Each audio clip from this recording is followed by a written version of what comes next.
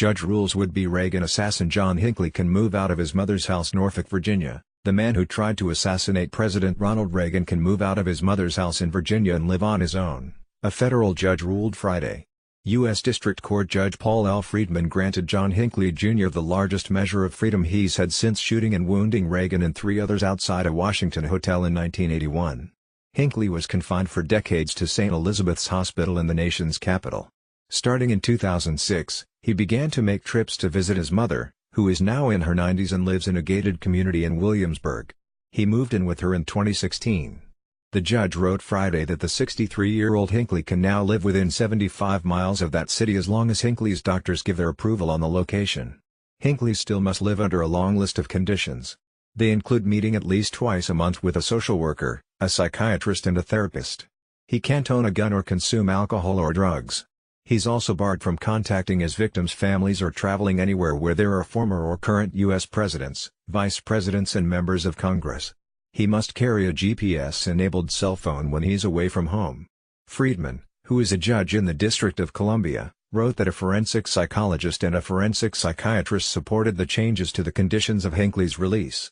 Friedman also wrote that this court finds that Mr. Hinckley will not pose a danger to himself or others if he is permitted to continue residing full-time in Williamsburg, Virginia, on convalescent leave under the proposed conditions. It's possible that Hinckley could be granted even more independence in the future. His attorney, Barry Levine, said he'll request unconditional release for Hinckley. The next court date is scheduled for June. It would be the complete restoration to life as you and I know it, Levine said during an interview on Friday. Would he continue to see mental health professionals? Of course. He doesn't mind that. Those people have been wonderful to him, Levine added. If we wanted to go Paris, he could do it.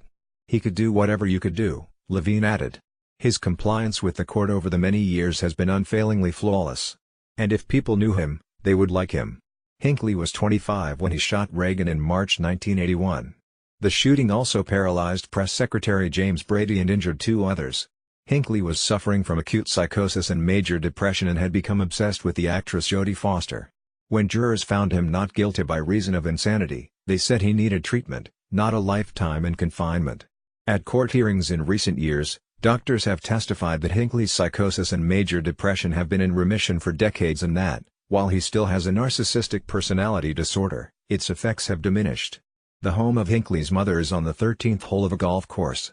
His room has a king-size bed and TV and is decorated with paintings he has done of houses and cats, according to court documents. Hinckley's attorney said he volunteers, which the court requires. He also interacts with people in the area, visiting record stores and taking guitar lessons.